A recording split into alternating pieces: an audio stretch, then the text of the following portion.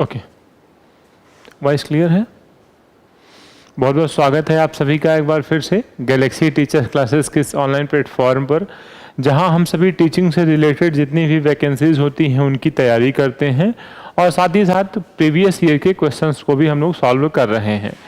20 अगस्त 2023 को होने वाले सीटेट के एग्ज़ाम की तैयारी में हम लोग लगे हुए हैं और काफ़ी प्रश्न पत्रों को हम लोगों ने कर लिया है। आज की इस क्लास में हम 10 जनवरी 2022 को जो पेपर हुआ था उसके पार्ट 2 की बात करेंगे। इट मीन्स पेडागॉजी वाले सेक्शन की बात करेंगे। इससे पहले हम लोगों ने शुरू के जो 15 प्रश्न 10 जनवरी को आए थे पार्ट 1 के रूप में, पार्ट 1 के फॉर्म में हम लोगों ने उसको सॉल्व किया था। चलिए आज की क्लास में देखते हैं सबसे पहला प्रश्न क्या है। एक समावेशी कक्षा में आपको पता है कि आपको एक प्रश्न, 2 प्रश्न, 3 प्रश्न, मैक्सिमम आपको 3 प्रश्न, मिनिमम आपको 1 प्रश्न समावेशी शिक्षा से निश्चित रूप से मिलने वाला है। ठीक है, समावेशी शिक्षा से आपको 1 या 2 प्रश्न जरूर मिलने वाला है। समावेशी शिक्षा अगर हम 2 शब्दों में लिखें तो सबका स्वागत, सबका स्वागत और सबका सम्मान। सबका स्वागत और सबका सम्मान जब हम करते हैं किसी कक्षा में, प्रत्येक वर्ग, प्रत्येक जाति, प्रत्येक समूह, प्रत्येक समुदाय के बच्चे का, तो उसे हम समावेशी शिक्षा कहते हैं। ठीक है, अब समावेशी शिक्षा में क्या जरूरी है हमें वो देखना है। विद्यार्थी ज्ञान सामग्री के निष्क्रिय प्राप्त करता है। विद्यार्थी को इसमें सक्रिय माना जाता है। निष्क्रिय शब्द को हम निष्क्रिय शब्द से उन्हें संबोधित नहीं करते हैं। फिर क्या है, विद्यार्थी समतापूर्ण तरीके से बढ़ते और विकसित होते हैं। समता शब्द का मतलब क्या है? आपको पता है कि समता शब्द का मतलब क्या होता है? समता इक्विटी, इक्वलिटी नहीं, समता इक्विटी नहीं, जिसे हम क्या कहते हैं? इक्वलिटी। ठीक है, समता को हम इक्विटी कहते हैं, इक्वलिटी नहीं कहते हैं। तो क्या अंतर है हमारा समता और समानता में, उसकी चर्चा हम आपसे करते हैं। तो जो समता और समानता है उसको देखिए। समता का मतलब होता है सभी बच्चों को एक जैसे व्यवहार में रखना। जैसे 100 रुपए हमने सबको दिया, ये क्या है? समानता, ये क्या है? समानता। लेकिन अगर हम जरूरत के हिसाब से जब किसी बच्चे के लिए जितनी उसकी आवश्यकता होती है उतनी फैसिलिटीज उपलब्ध कराते हैं तो वो समता कहलाती है। मान लीजिए कि 2 बच्चे हैं, एक को भूख लगी है, एक को नहीं लगी है, आपने 2-2 रोटी दोनों को दे दिया, ये क्या है? समानता। लेकिन वो जो भूखा नहीं था उसने 2 रोटी को फेंक दिया या रख दिया। जो 2 रोटी खाया भूखा था, अभी उसकी भूख नहीं मिटी है, उसे 2 रोटी और चाहिए। तो समता ये कहती है कि उसकी जरूरत के, उसकी आवश्यकता के हिसाब से उसको चीजें उपलब्ध कराना। ठीक है, तो आपको समानता नहीं दिखाना है समावेशी शिक्षा में कि कोई विकलांग बच्चा है, दिव्यांग बच्चा है तो उसके लिए व्हील चेयर मंगवाया तो सभी बच्चों के लिए व्हील चेयर मंगवाइए। तो ये समानता वहां फॉलो नहीं होती है, बल्कि समता आपको अपनाना है। ठीक है, तो हमारा कौन सा ऑप्शन सही है? बी वाला सही हो जाता है। आइए इसको देखते हैं। प्रौद्योगिकी के उपयोग में, मतलब टेक्नोलॉजी के उपयोग में विद्यार्थियों के साथ भेदभाव किया जाता है। भेदभाव जैसे शब्द, निष्क्रिय जैसे शब्दों को आपको सेलेक्ट नहीं करना है। विद्यार्थी पूरी तरह से अपने दम पर ही अधिगम में आने वाली बाधाओं को दूर करते हैं, ये भी गलत है।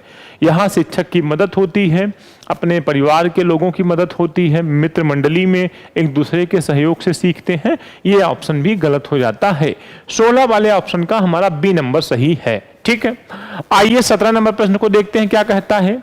आर्थिक रूप से कमजोर वर्ग के विद्यार्थियों की शिक्षा के संबंध में शिक्षा का अधिकार अधिनियम, right to education, right to education RTE 2009, right to education जो है, और इसके चैप्टर 12 में, इसके चैप्टर 12 में आप याद रखिएगा कि 18 चैप्टर हैं, 17-18 चैप्टर हैं।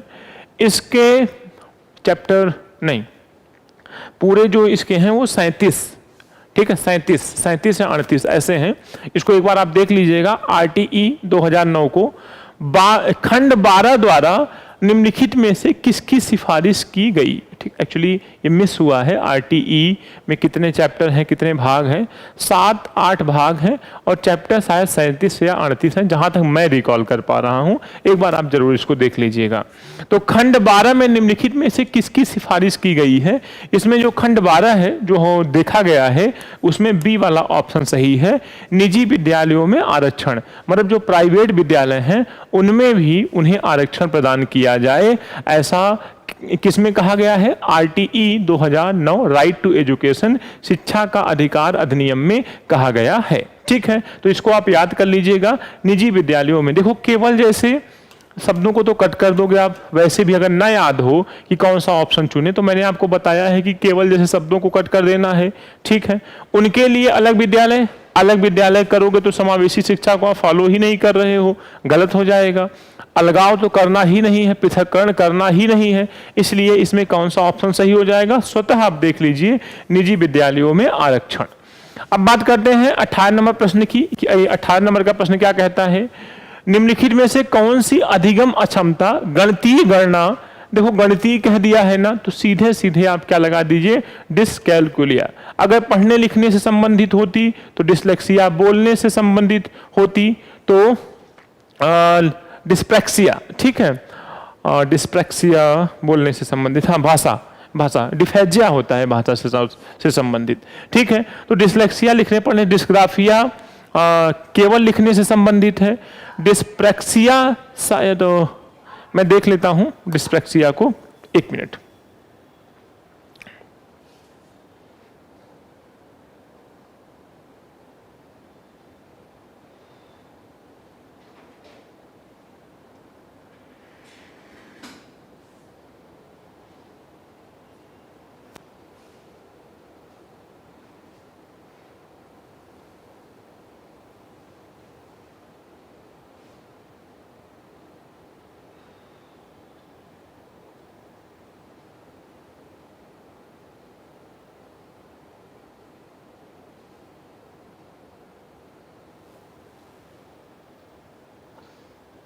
ये गतिक कौशल से संबंधित है। ठीक है, किससे संबंधित है? ये डिप्रेक्सिया हमारा किससे है? गतिक कौशल से संबंधित है। फिलहाल हमारा प्रश्न क्या था? गणितीय जो संकल्पनाएं होती हैं वो किससे संबंधित होती हैं? वो डिसकैलकुलिया से संबंधित होती हैं, जब बच्चा लिखने पढ़ने में जोड़ घटाना गुणा भाग करने में असक्षम होता है। डिस्ग्राफिया लिखने से, डिसलेक्सिया पढ़ने से संबंधित, उल्टा सीधा पढ़ता है, 61 को 16 पढ़ लेगा, ये हमारा गतिक कौशल से संबंधित होता है। ठीक, अब आइए 19 नंबर की तरफ चलते हैं। 19 नंबर का प्रश्न क्या कहता है? विविध शिक्षण आवश्यकताओं वाले विद्यार्थियों को शामिल करने के लिए निम्नलिखित में से किसकी आवश्यकता है? मतलब विविध शिक्षण आवश्यकता, अलग अलग बच्चों को किसी क्लास में अगर आपको शामिल करना हो, अलग अलग बच्चे मतलब जो विभिन्न वर्गों से आते हों, विभिन्न प्रकार के हों, व्यक्तिगत भिन्नता रखते हों, डिसेबिलिटी रखते हों, उनको अगर शामिल करना है तो आपको क्या करना पड़ेगा? बैठने की निश्चित व्यवस्था, फिक्स्ड प्लेस नहीं करना है, मानकीकृत शब्दों को नहीं चुनना है, पाठ्य पुस्तक केंद्रित केवल नहीं रहना है, उनके लिए लचीला पाठ्यक्रम, मतलब जिसकी जैसी जरूरत हो। अगर कमजोर बुद्धि का बच्चा है तो उसके लिए आसान पाठ्यक्रम, अगर प्रतिभाशाली बच्चा है तो उसके लिए हम अच्छे क्वेश्चंस, अच्छे टीचर्स की व्यवस्था करेंगे। तो इसे हम क्या कहते हैं? लचीलापन, उसकी जरूरत के हिसाब से उसको चीजें उपलब्ध करवाना। अब हम बात करते हैं 20 नंबर प्रश्न की, कि 20 नंबर का प्रश्न क्या कहता है। ठीक है, प्रतिभाशाली, देखो वो प्रश्न आ गया जो अभी हम लोग बात कर रहे थे। प्रतिभाशाली विद्यार्थियों की आवश्यकताओं को पूरा करने के लिए निम्नलिखित में से कौन सी एक प्रभावी रणनीति है? अब बच्चे क्या हैं? प्रतिभाशाली हैं, गिफ्टेड स्टूडेंट हैं, इनके लिए क्या करना है? उनसे बहुत से सरल और आसान प्रश्न पूछने हैं, ये मंदबुद्धि के बच्चों के साथ करना है। जानकारी को समझने के लिए अतिरिक्त समय देना है, आप इसे भी मत चूज करिए। उनकी सफलता से कम उम्मीद रखते हैं, उनसे सफलता की कम उम्मीदें रखते हैं, ये भी गलत है। उन्हीं से ज़्यादा उम्मीदें होती हैं क्योंकि वो प्रतिभाशाली होते हैं, इसलिए उन्हें चुनौतीपूर्ण और उच्च क्रम के कार्य सौंपना चाहिए और इन्हें ऐसे कार्य करने पसंद भी होते हैं प्रतिभाशाली बच्चों को जो चुनौतीपूर्ण होते हैं या अच्छे लेवल के होते हैं। ठीक, तो 20 नंबर का प्रश्न आप देख लिए। 21 नंबर का प्रश्न क्या है? विद्यार्थियों में अधिगम को सुसाध्य करते समय शिक्षक को निम्नलिखित में से किस रणनीति से बचना चाहिए? मतलब जब आप पढ़ा रहे हो विद्यार्थियों को तो इनमें से आपको क्या नहीं करना चाहिए? बच्चों को जब सिखा रहे हो, पढ़ा रहे हो तो इनमें से क्या नहीं करना चाहिए? खोजी अधिगम बिल्कुल करना चाहिए। सहज अनुमान आपको कहना चाहिए कि अनुमान लगाइए, मतलब बच्चे स्वयं से गेस करें कि ये कहाँ क्या जवाब हो सकता है, किस प्रकार ये सही जवाब दे सकते हैं। कॉन्सेप्ट बनाएं, ये भी दिमाग में कॉन्सेप्ट मैपिंग जिसे कहते हैं, दिमाग में चित्र बनाना, सोचना, वो भी करना है। निष्क्रिय अनुकरण, केवल नकल करना, बोर्ड पे देख करके अपने कॉपी में लिख लेना, ऐसा शब्द बोलने से शिक्षक को बचना चाहिए अगर वो चाहता है कि सार्थक अधिगम हो तो। ठीक है, अब आइए 22 नंबर प्रश्न की ओर चलते हैं। 22 नंबर का प्रश्न क्या कहता है? अर्थपूर्ण अधिगम को करने हेतु सूचना प्रसंस्करण का निम्नलिखित में से कौन सा तत्व सहायक है? मतलब अगर आप चाहते हैं कि जो आप पढ़ा रहे हैं वो अर्थपूर्ण हो, मीनिंगफुल हो, तो उसके लिए जो टेक्नोलॉजी है उसका कौन सा तत्व आपके लिए सहायक होगा? गैर संदर्भीकरण, मतलब जो आपके काम का ना हो तो ऐसी चीजों को हम क्यों पढ़ाएंगे? उद्दीपन प्रतिक्रिया अनुबंधन, ये भी हमें नहीं चूज करना है कि हम किसी चीज को दिखाएं तो ही बच्चा पढ़े, चॉकलेट दें तो ही वो पढ़े, तो इसको भी सपोर्ट नहीं करना है। रटने को तो किसी भी हालत में सपोर्ट नहीं करना है, बल्कि अगर टेक्नोलॉजी के माध्यम से उसे हम एलोबरेट करें, उसे हम विस्तार पूर्वक पढ़ाएं, उसकी व्याख्या बहुत अच्छी करें, तो ये अर्थपूर्ण अधिगम में सहायक होगा, बच्चों को समझाने में सहायक होगा, बच्चे आराम से इसको समझ सकते हैं। 23 नंबर का प्रश्न क्या है? एक नया विषय पढ़ाना शुरू करने से पहले एक शिक्षक के लिए यह जानना महत्वपूर्ण है। मतलब आप नया विषय पढ़ाना चाहते हैं, क्या महत्वपूर्ण है आपके लिए अगर आप शिक्षक हैं तो? ठीक है, बच्चे पहले से क्या जानते हैं, बिल्कुल उनके पूर्व ज्ञान को महत्व देना है, ये 100% सही ऑप्शन है। सामान्य भ्रांतियां, मिसकॉन्सेप्शंस को आपको इग्नोर नहीं करना है, सीखने के ही एक अंग होते हैं भ्रांतियां या मिसकॉन्सेप्शंस। ठीक है, तो उनके सामान्य मिसकॉन्सेप्शंस क्या हैं उसको भी आप जानिए, अगर वो गलत है तो उसको दूर करिए, उन्हें समझाइए, तब वो सही समझ पाएंगे। विषय सीखने के लिए पूर्वापेक्षाएं, मतलब क्या आप उसे सीखना चाहते हो कि नहीं, क्या आपकी रुचि, इंटरेस्ट उस विषय को पढ़ने में है कि नहीं, क्या हम जबरदस्ती उस विषय को नहीं पढ़ा रहे हैं, तीनों बातें सही हैं। विद्यार्थियों की पसंदीदा अधिगम शैली, मतलब जिस विधि को बच्चे ज्यादा पसंद करते हो उसी विधि में पढ़ाना। ठीक है, क्योंकि आप नया विषय पढ़ाने जा रहे हैं तो इन चारों बातों पर आपको ध्यान देना चाहिए, इसलिए इस पे डी वाला ऑप्शन सही हो जाता है। ठीक, देखिए आपसे बहुत बातें भी कर सकते हैं, बहुत बातें करके आपको इन प्रश्नों को 5-5 मिनट समझाया जा सकता है, किंतु 20 तारीख को आपका एग्जाम है, आपको केवल क्वेश्चन चाहिए और जिससे जल्दी से आप अपना फास्ट ट्रैक रिवीजन कर सकें, अन्यथा इसको खूब अच्छे से समझाया जा सकता है। फिर हमको 15 प्रश्न को करने के लिए कम से कम 40 से 45 मिनट की आवश्यकता होगी, फिर आपके लिए वो उपयोगी नहीं होगा। ठीक है, फिर आपको और समय पहले फिर इसको कराना चाहिए था। अब एग्जाम के समय इतना ही समय आपको देना जरूरी है। सीखने के लिए संरचनात्मक उपागम के द्वारा निम्नलिखित में से किसे बढ़ावा दिया जाता है? देखो, संरचनात्मक है तो आपस में सहयोग, अगर जहां भी संरचनात्मक होगा तो वहां पे सहयोग को बढ़ावा दिया जाएगा, मदद जिसे कह सकते हो, अंतः क्रिया को बढ़ावा दिया जाएगा। किसको बढ़ावा दिया जाएगा? अंतः क्रिया को। आइए देखते हैं। देखो क्या है, रटकर, तो इसे जो साफ साफ कटना है उसे कट कर दो। व्याख्यान विधि, लेक्चर मेथड छोटे बच्चों को पढ़ाने के लिए नहीं प्रयोग किया जाता है। अब इसमें से दो ही हो सकता है, या तो पहला या तो बी वाला।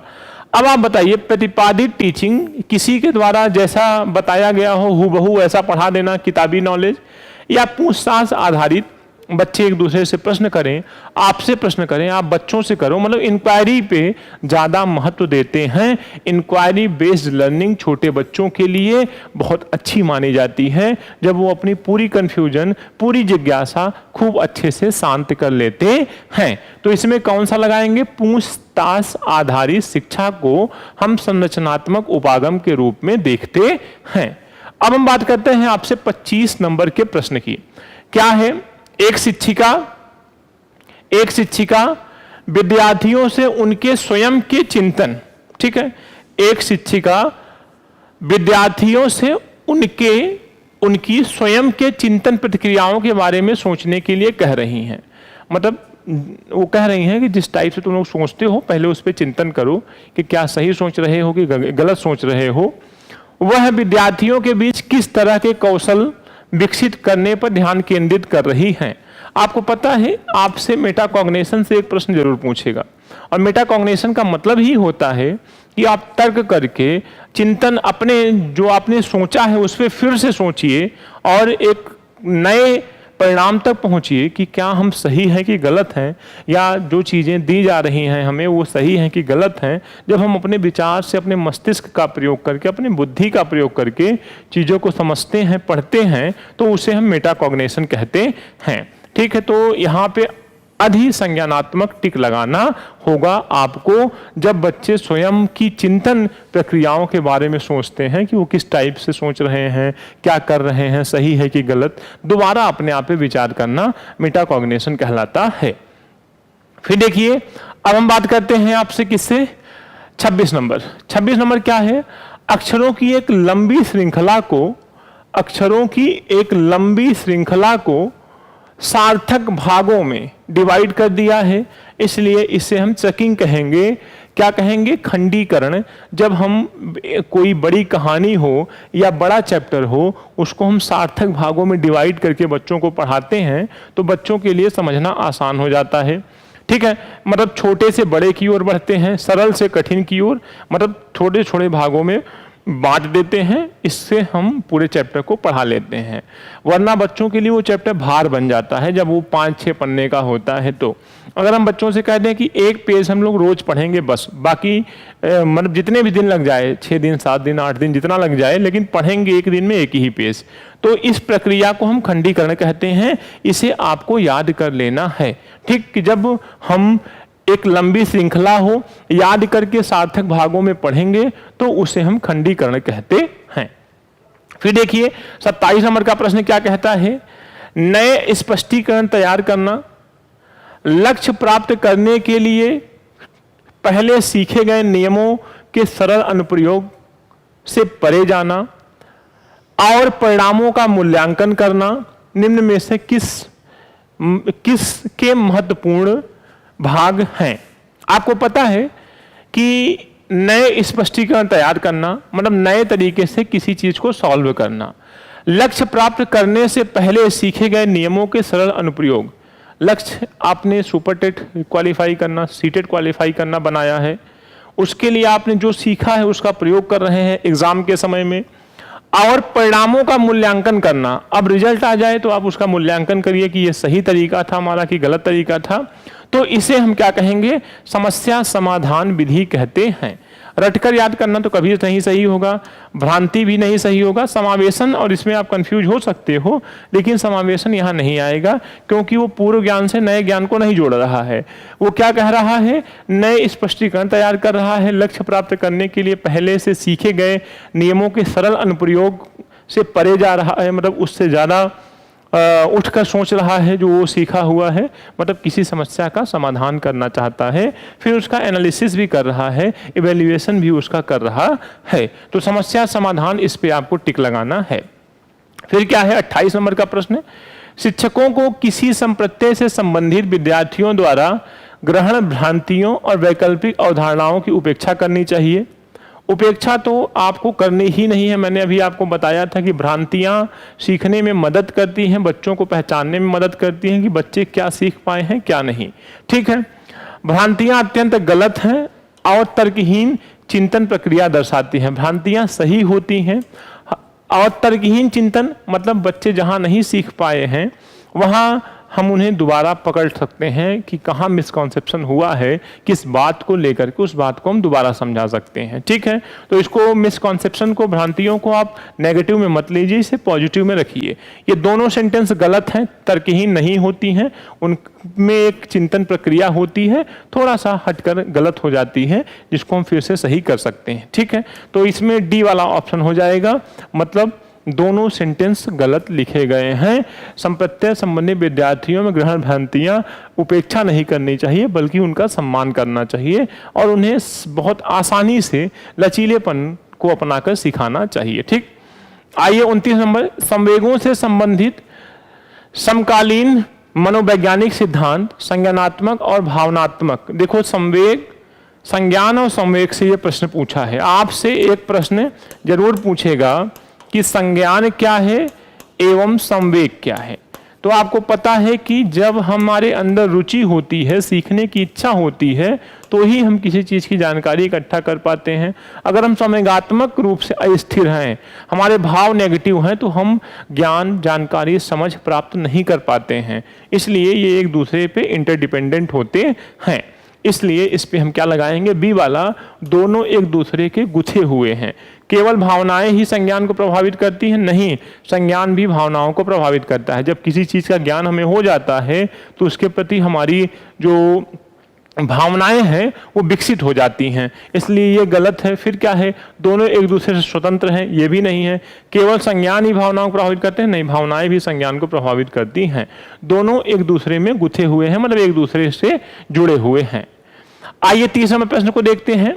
विद्यार्थी सीखने के लिए प्रेरित महसूस करते हैं जब कार्य मूर्त और जटिल हो? तो ऐसा तो नहीं। मूर्त हो तो ठीक है, अत्यंत जटिल हो तो उसे नहीं। मूर्त होता तो मैं सही लगा देता। अप्रासंगिक हो, बिल्कुल इरेलेवेंट हो, उनसे, उनके जीवन से संबंधित ना हो, इसे भी नहीं करना है। बिल्कुल भी चुनौतीपूर्ण ना हो तो ये भी नहीं सीखते हैं। बच्चे सीखने के लिए तब वो एग्री होते हैं जब उनकी वास्तविक दुनिया से जुड़ा हो, मतलब उनके जीवन से जुड़ा हो, उनके व्यवहार से जुड़ा हो, उनकी रुचि से जुड़ा हुआ हो, तो बच्चे ज़्यादा प्रेरित होकर सीखते हैं। इसमें कौन सा ऑप्शन, बी वाला सही हो जाता है। ठीक है, तो इस प्रकार हम लोगों ने एक लंबी श्रृंखला हम लोगों ने पार कर ली है। 16 दिसंबर 2021 से पेपर करना चालू किया था। आज 10 जनवरी 2022 का पेपर हम लोग सॉल्व कर रहे हैं। थोड़ा जल्दी कर रहे हैं, ठीक है, क्योंकि एग्ज़ाम टाइम है। ऐसे ही अभी जो 1-2 प्रश्न पत्र और बचे हैं उनको भी हम सॉल्व करवाएंगे। गैलेक्सी टीचर्स क्लासेस से जुड़ जाइए, चैनल को सब्सक्राइब कर लीजिए, दोस्तों के साथ शेयर करिए, ताकि आपको समय समय पे जो चीज़ें आपके लिए होती हैं वो प्राप्त होती रहें। ठीक है, तो मिलते हैं आपसे नेक्स्ट क्लास में 11 जनवरी के प्रश्न पत्र को लेकर। Thank you so much for watching this class.